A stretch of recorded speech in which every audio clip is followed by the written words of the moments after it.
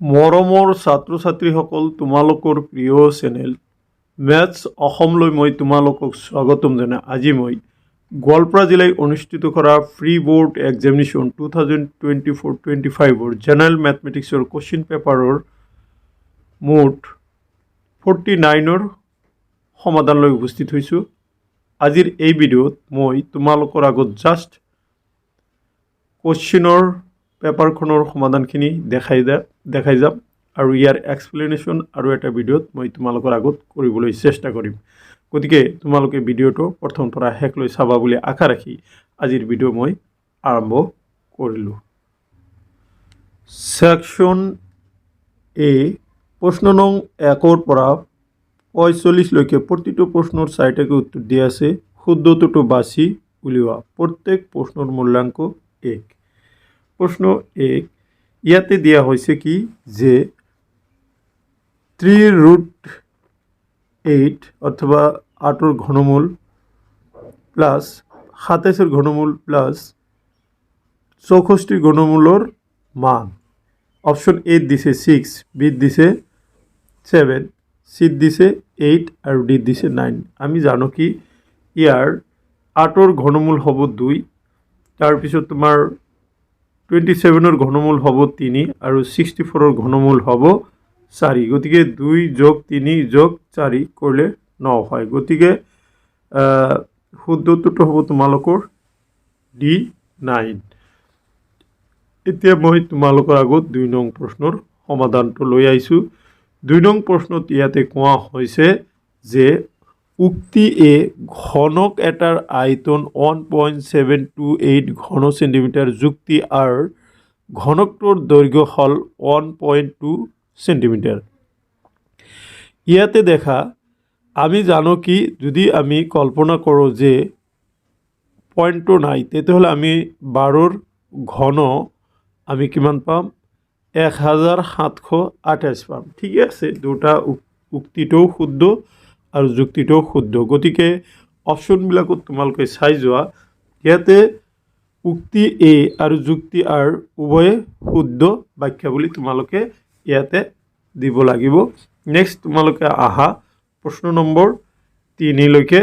প্ৰশ্ন নম্বৰ 3ত কোৱা হৈছে যে 0.00064ৰ প্ৰামাণিক ৰূপটো হ'ল এত দিয়া আছে 6.4 × 10⁻⁵, বিত দিয়া আছে 6.4 × 10⁵, সিত দিয়া আছে 6.4 × 10⁻⁴, ডিত দিয়া আছে 6.4 × 10⁻⁶।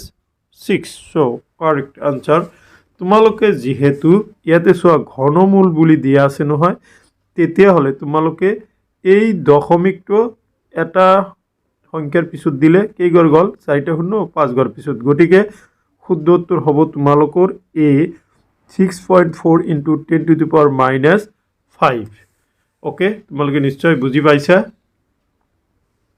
এতিয়া মই তোমালোকৰ আগত 4 নম্বৰ প্ৰশ্নটো লৈ আহিছোঁ। 169 আৰু 196ৰ মাজত থকা স্বাভাৱিক সংখ্যা হ'ল। ইয়াতে তোমালোকে অপশ্যন এত আছে 24, বিত আছে 25, সিত আছে 26 আৰু ডিত আছে 27। সো কাৰেক্ট আনসাৰ সি 26 হ'ব। 5 1ৰ পৰা 5লৈকে সকলো সংখ্যাৰে বিভাজ্য আটাইতকৈ সৰু সংখ্যাটো হ'ল ইয়াতে আছে এ 60, বিত 70, সিত 80, ডিত 90। কারেক্ট আনসার এ 60। তাৰপিছত দেখা 6 নম্বৰ দুটা অপৰিমেয় সংখ্যাৰ যোগফল বা বিয়োগফল সদায় এত আছে পরিমেয়, বিত আছে অপরিমেয়, সিত আছে পরিমেয় বা অপরিমেয়, ডিত আছে সংখ্যাবদ্ধ নহয়। So correct answer will be C, পরিমেয় হ'ব পাৰে অপৰিমেয় হ'ব পাৰে। এতিয়া মই তোমালোকৰ আগত 7 নম্বৰ প্ৰশ্নটো লৈ আহিছোঁ। দেখা 7 নম্বৰ প্ৰশ্নটো এটা দীঘল প্ৰশ্ন দিছে। উক্তি দিছে এ আটাইতকৈ সৰু যৌগিক সংখ্যা 2, এইটো মিছা। যুক্তি আৰ কাৰণ আটাইতকৈ সৰু যুগ্ম সংখ্যা 2, এইটো হয়। গতিকে ইয়াতে দেখা সি নম্বৰত উক্তি এ অশুদ্ধ কিন্তু যুক্তি আৰ শুদ্ধ ব্যাখ্যা। সো এইটো হ'ব শুদ্ধ উত্তৰ। এতিয়া মই তোমালোকৰ আগত 8 নম্বৰৰ প্ৰশ্নৰ সমাধান লৈ উপস্থিত হৈছোঁ। 8 নম্বৰৰ প্ৰশ্নত কোৱা হৈছে যে ধ্ৰুৱক বহুপদ এটাৰ মাত্ৰা হ'ল A0 B1 C2 D বহুতো। শুদ্ধ উত্তৰ হ'ব A0। ধ্ৰুৱক বহুপদৰ মাত্ৰা হ'ল 0।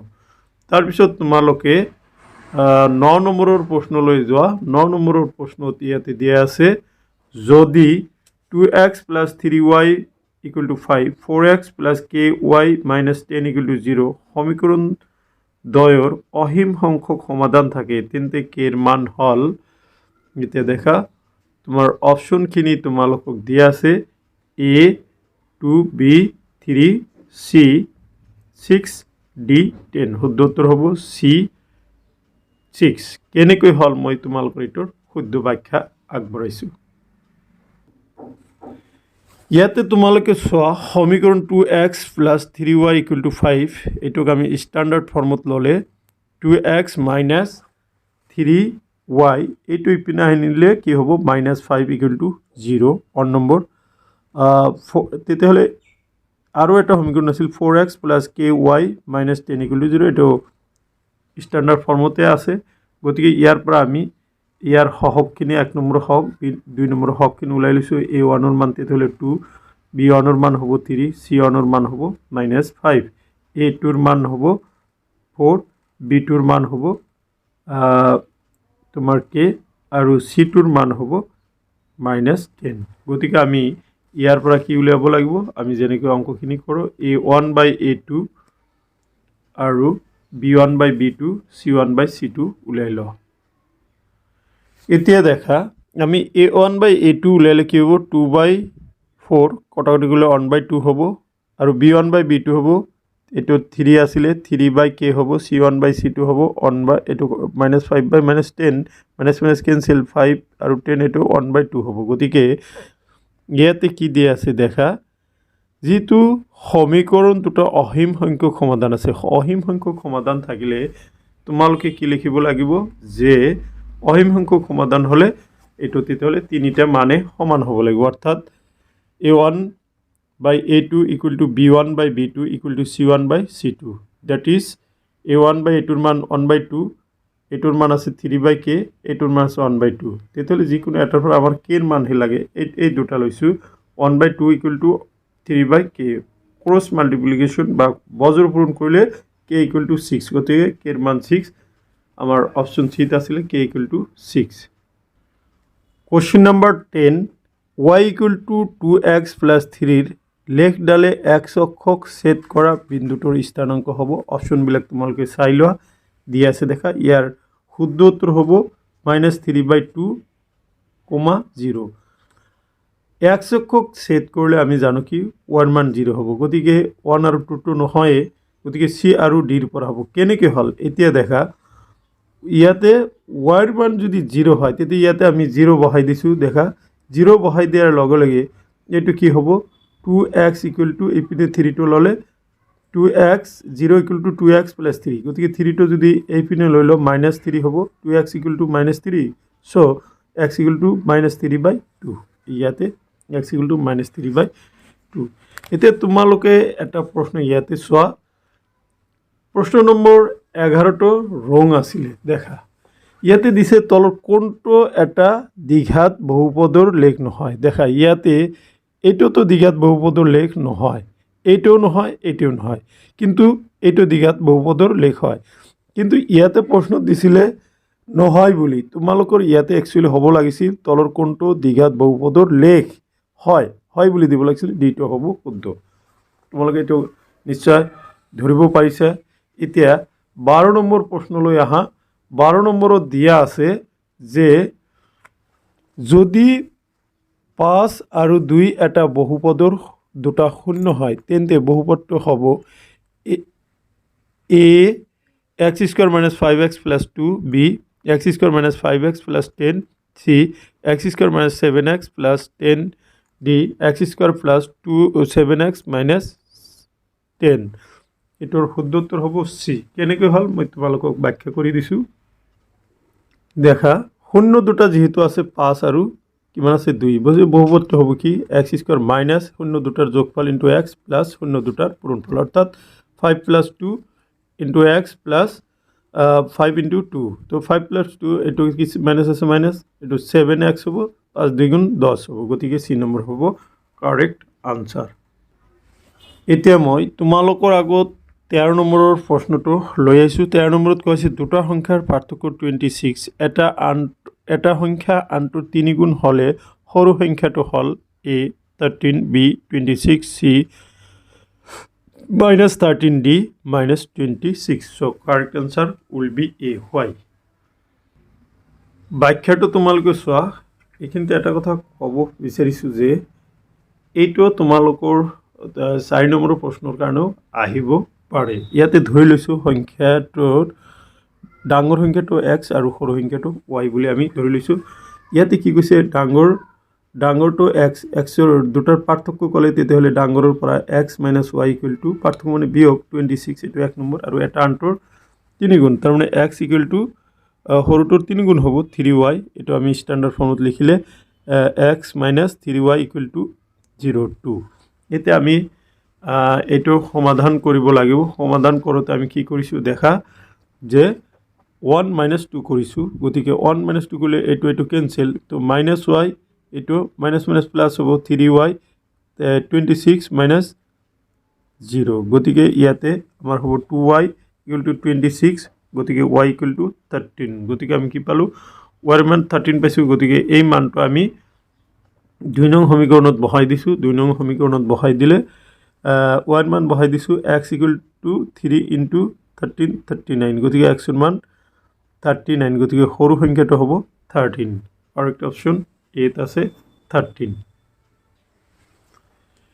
14 নম্বৰ লৈ চোৱা px + qy + r = 0 লেখ ডালে মূল বিন্দুৰ মাজেৰে যাবলৈ তলৰ কোনটো শৰ্ত মানিব লাগিব মূল বিন্দুৰে গলে x p ৰ মানো 0 হ'ব লাগিব y ৰ মান q ৰ মানো 0 হ'ব লাগিব r ৰ মান 0 হলে হ'ব সো ইয়াতে অপশন বিলাকত আছে যে বাকিখিনিৰ পৰা এই অপশনটো কাৰেক্ট হ'ব নাও come to 15 number bx² + ax + c = 0 b not equal to 0 বিবেচিকাটো হল a দিছে b² - 4ac b দিছে c² - 4ab c আছে a² - 4bc d আছে b² + 4ca সো মৰমৰ ছাত্ৰ ছাত্ৰীসকল এটোৰ কারেক্ট আনসার হ'ব c a² - 4bc কেনেকৈ হল মই তোমালোকক ব্যাখ্যা দিছো